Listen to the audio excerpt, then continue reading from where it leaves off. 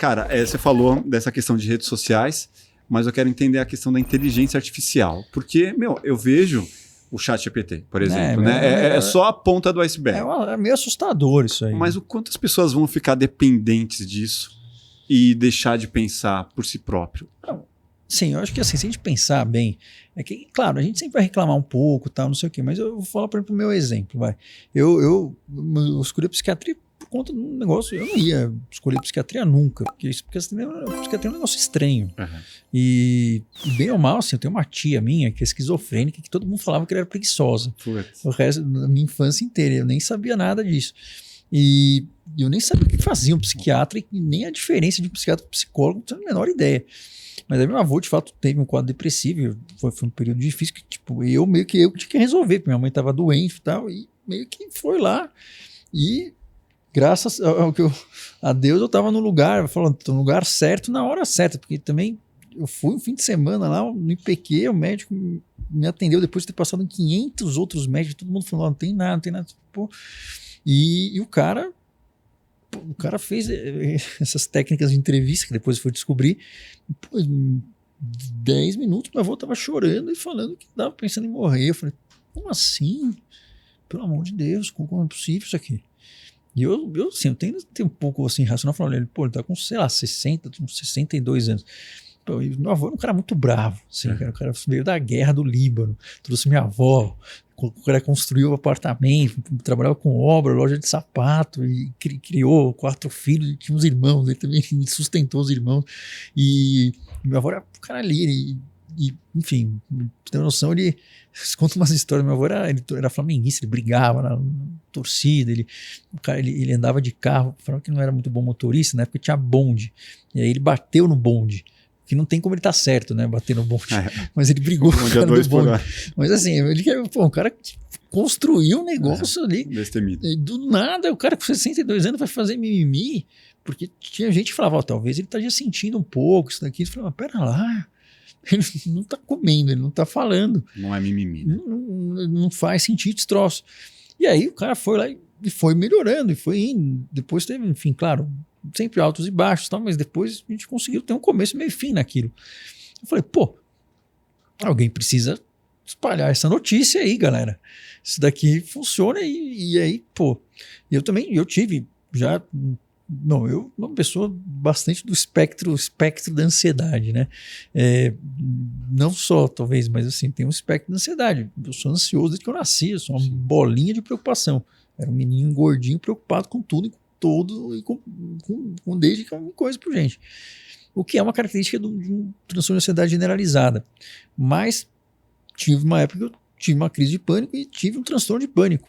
Que o problema não é a crise, o problema é que você fica sem saber quando ela vai vir ou não. É uma sensação horrorosa. Sim. E você começa a se enclausurar. E você não consegue dirigir. E é um negócio insuportável, porque eu precisava. Meu filho, na época, ele morava meio longe, precisava pegar marginal. Acabou. Então restringiu a minha vida. Aí eu fico pensando, pô, se eu tivesse há 50 anos atrás, provavelmente eu estaria morando na minha casa, isolado, ou estaria num manicômio, porque eu não conseguiria sair de casa. Sim. Porque uma vez que você vai evitando uma coisa, você vai estimulando esse circuito, você evita outra coisa, você evita outra coisa, você evita e você vai ficando em casa, enclausurado, não sai. Né? Você vira, enfim, às vezes aquelas coisas que o pessoal vê aí, né? Aquela mulher do Simpson que joga gato, né? Não sei, você vai... trancado ou acumulando coisas. Porque você não consegue sair, que nós chamamos de agorafobia. Por quê? Porque a evitação, ela se torna o quê? Um hábito. E o tratamento, enfim, para você sempre foca na evitação e não na crise, mas tudo bem. Mas assim, eu também não sabia. E é um negócio que ninguém fala muito, assim, porque você vai, aí você toma remédio, alivia um pouco, mas você tem esse negócio, você tem um prejuízo sexual em termos de, enfim, você vai ter você toma qualquer coisa de serotonina, você vai ter alguma disfunção sexual, não tem como. Tem serotonina lá, por mais que falem que não vai dar do remédio, olha, vai dar, mas enfim, esse problema, mas assim, e você não fica 100% também, né, eu pelo menos senti, assim, você fica meio, não ficava 100% sem ansiedade, você ficava meio desconfiadinho, né? Pô, será que vai vir? Será que não? Né? Você fica ali, se sente menos, mas você não é que você voltou a ser uma pessoa que consegue viver e não pensa nisso. Sim. Né? Que é o objetivo do tratamento. E o pânico é um quadro que, assim, né, tem uma piada, enfim, que na verdade não é assim. Se você não tratar, não vai melhorar. Mas é um dos quadros mais simples de tratar em termos de uso de ferramentas e mais rápido que tem de tratar e tratar com remissão completa se for um pânico ali no inicial, pânico só. Você consegue 99% de remissão sustentada em um período curto. Tem tratamento de 4 dias que eles fazem. Caramba. Eles fazem na Noruega isso daí, mas normalmente é umas 8 semanas. Mas é um treino. Mas a ideia então, um negócio que acabaria com a minha vida há 50 anos atrás. Então, assim, eu não posso reclamar falando, olha, tá tudo uma porcaria. Uhum. Meu avô provavelmente, sei lá o que aconteceria com ele. Minha tia provavelmente ia acontecer a mesma coisa que aconteceu, porque ela de fato teve um quadro muito grave de esquizofrenia e não tinha muito o que fazer. Mas não tinha nem remédio, ela estava internada, ela não ficaria em casa também. Mas eu fico imaginando essa evolução na questão de poder diagnosticar com maior facilidade e de você poder ter recursos e um banco de dados muito maior para identificar aquilo ali. Você... que tem aquela coisa, né? Acho que isso daí em termos de saúde, está entrando muito na saúde. Uhum. E por incrível que pareça, a saúde mental é onde a parte de uso de tecnologia está mais avançada em todas as outras, em comparação a todas as outras áreas da medicina. Eu não sabia dessa. Por incrível que pareça, menos no Brasil, mas nos outros países, na verdade, está avançado porque esse negócio, esse tipo de terapia que funciona normalmente é de uma... O pessoal chama, e tem umas brigas entre psicólogos e tal, e eu, sinceramente, eu não entendo muito esse meio, porque eu não sou psicólogo, mas imagino que deva ser uma rivalidade aí, tipo meio, né, Palmeiras e Corinthians, não sei, mas assim, que tem um chamado TCC, a outra não sei o quê, sim. E no fundo isso são nomes inventados num período onde a gente não sabia porcaria nenhuma do que a gente sabe hoje, então não faria nem muito sentido, mas assim, importante é um negócio, importante é um tratamento que funciona, tá? Não importa muito o nome que você queira dar, e eu pelo menos sou dessa, vejo por isso, mas eu não vivi nesse meio que os psicólogos vivem, que infelizmente ainda é assim, pelo que eu entendo dos currículos, eles são currículos basicamente próximos de ciências humanas, mas não estou querendo falar que os psicólogos não são úteis, porque eles poderiam tratar a maioria desses quadros.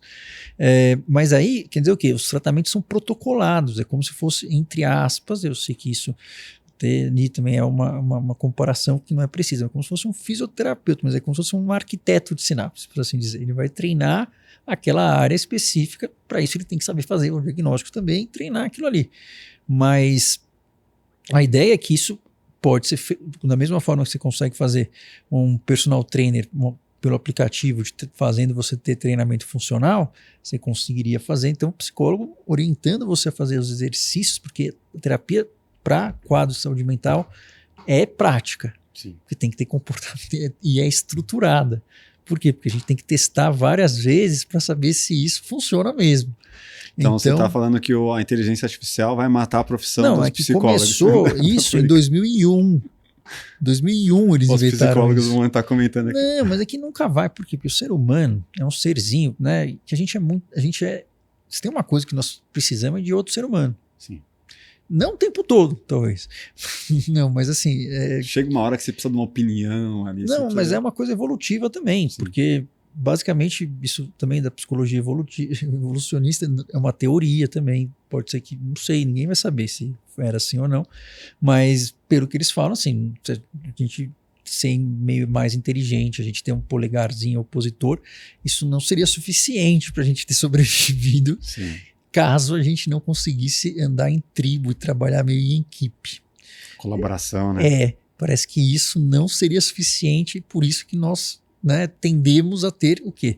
Essa coisa, né, do neurônio do espelho, ou até ter essa coisa da empatia, que nada mais é do que você ver uma pessoa sofrendo e meio que é desagradável. Sim. Isso não te faz um santo, isso só não te faz um psicopata. Uhum. Mas, então, assim, a gente sente isso. Por quê? Porque é importante isso, né? E se você estiver isolado do seu grupo, você está morto. Sim. Então a gente tem um medo absurdo de ser rejeitado. Isso não é... Não, a gente tem mesmo, porque era a morte. né? Então, e até na depressão, uma das teorias seria assim, seria você tem um sickness behavior, que é um comportamento de doença. Então, que acontece mesmo, você entra num quadro bem inflamatório, todo um mecanismo lá, só que você não consegue sair dele, porque meio que deu uma travada na neuroplasticidade, você ficou no comportamento de quando você está doente, né?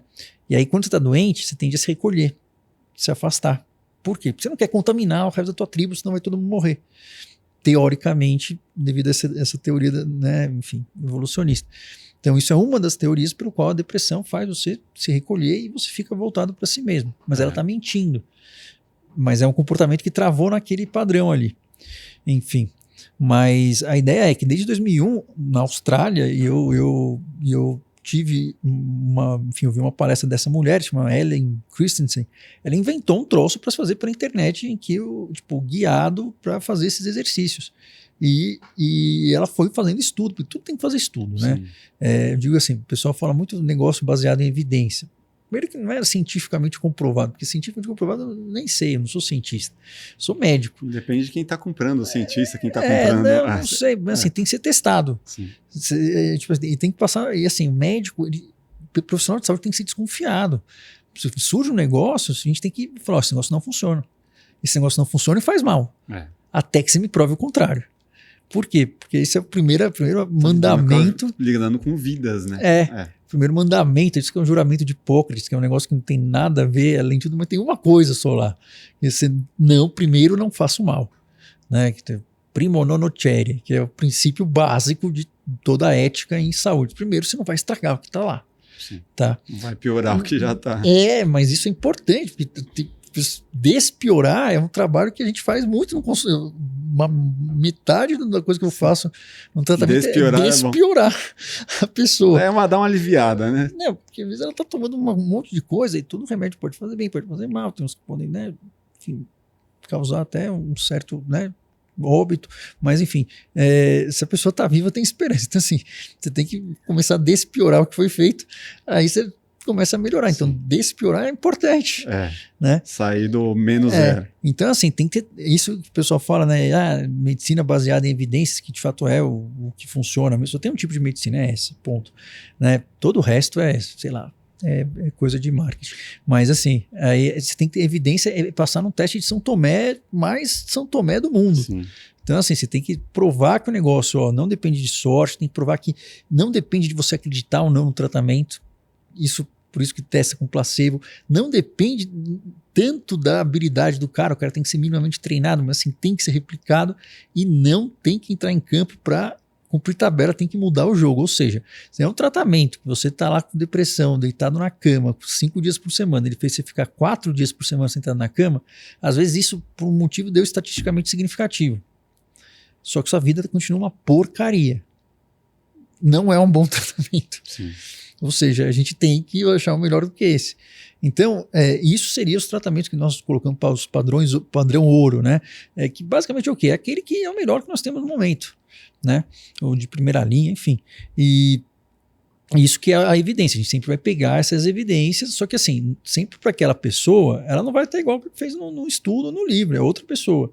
Mas você precisa saber, olha, então ela tem uma coisa parecida com isso, e qual é a evidência que eu vou escolher? E aí você tem que saber aplicar e respeitar se a pessoa vai ou não escolher fazer aquilo, porque a escolha é da pessoa, né? Então isso é que é basicamente o que funciona.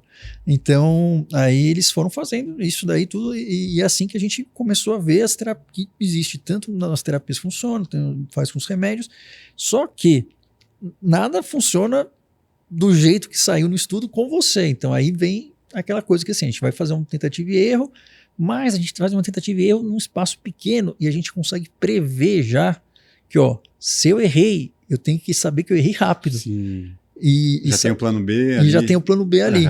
E aí isso já faz com que o negócio, né, consiga agilizar muito mais. Se você gostou desse corte, com certeza vai gostar do episódio completo. Vá aqui na descrição, pegue o link e saiba muito mais sobre ansiedade, sobre depressão, sobre essas mentes ansiosas com o Dr.